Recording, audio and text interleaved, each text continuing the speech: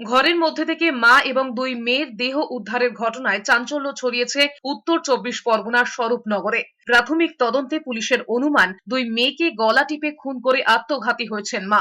ঘটনার পরে আটক করা হয়েছে বাবাকে।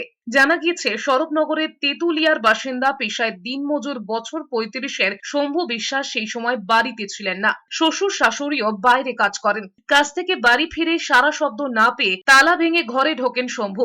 এরপরেই ঘরের মধ্যে তিনজনের দেহ পড়ে থাকতে দেখে পুলিশে খবর দেয়। এরপর শরৎনগর থানার পুলিশ গিয়ে অপর্ণা বিশ্বাস এবং তার দুই মেয়ে বছর 5-এর তৃষ্ণা বিশ্বাস এবং 7 মাসের তিথি বিশ্বাসের দেহ উদ্ধার করে। প্রাথমিক তদন্তে পুলিশের অনুমান দুই মেয়েকে গলা টিপে খুন করে আত্মঘাতী হয়েছেন অপর্ণা। তবে তাদের খুন করা হয়েছে কিনা সেই বিষয়টিও খতিয়ে দেখা হচ্ছে।